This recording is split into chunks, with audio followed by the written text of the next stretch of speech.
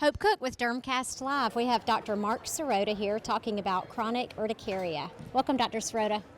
Hi, thanks so much for having me at the meeting. All right, so we're just going to ask some rapid-fire questions. So when we see a patient with chronic urticaria, what are 3 questions that we should ask? I think the 3 most important questions are: how long have you been having the hives? And for chronic urticaria, it should be more than 6 weeks.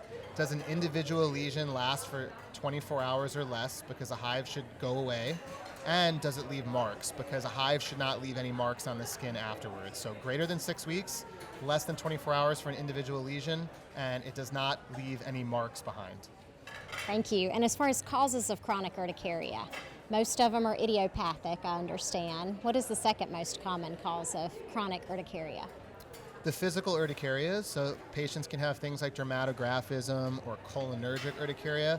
So it's important to ask if they have certain triggers that are causing a hive, or if the hives are essentially acting independently, which would be more of an autoallergic or autoimmune phenomenon. Gotcha. So you said ask if they've had a recent upper respiratory infection? Yes, for acute hives, the single most common reason that patients are going to develop hives are from a previous viral infection. And a lot of times they will not link the two with hives, because most people don't think upper respiratory infections are associated with an allergic symptom like hives. But the reality is that's the number one question you want to ask if you're trying to determine an external source of their hives, is have you had a cold recently? And patients want to know their cause. They want blood work. So what do you tell them if they ask, should you order labs? For most patients, labs are unlikely to be helpful unless you're trying to rule out a mimic of chronic spontaneous urticaria. If you are going to order lab tests, common lab tests are things like CBC with differential, looking for eosinophil counts, CMP, TSH are all potentially helpful in a very small minority of cases. But I also like a lab test called the Chronic Urticaria Index, which, if positive, can help inform patients on not only the diagnosis, but how chronic their case may be, that it might take longer, like years, before their hives finally burn out. Okay, and I'm going to let you hold this. That's just easier. Okay. Okay, so antihistamines, do you mix it up? Do you tell them to take one of each, Claritin, one Allegra, or do you have a favorite antihistamine?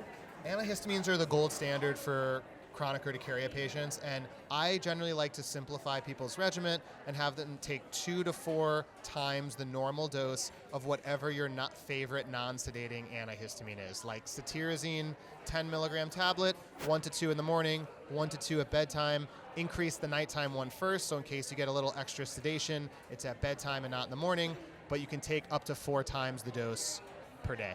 Okay, and do you prescribe sedating antihistamines at night?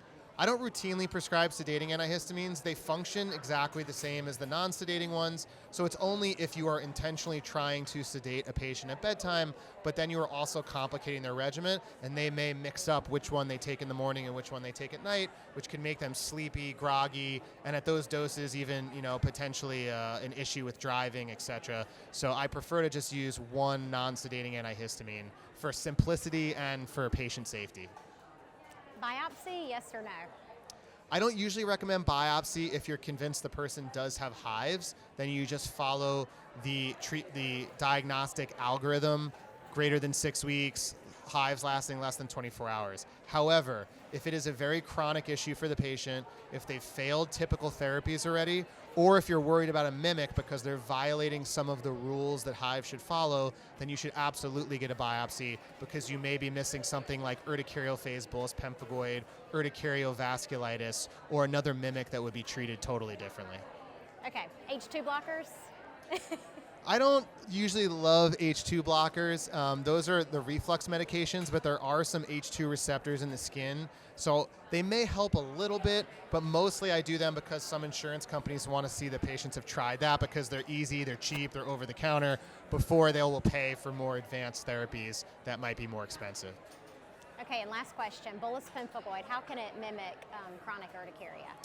So if you have a patient that you're assessing for urticaria, and they are an older patient, let's say you see a patient who's 70 years old with new onset full body hives, they may very well be in the urticarial phase of bullous pemphigoid, where they don't yet have blisters, but they have what looks to all the world like hives. So if you see a patient that's in the right demographic, consider urticarial phase bullous pemphigoid, and that is a situation where I'd be more likely to biopsy right off the bat because that demographic makes more sense for urticarial phase bullous pemphigoid.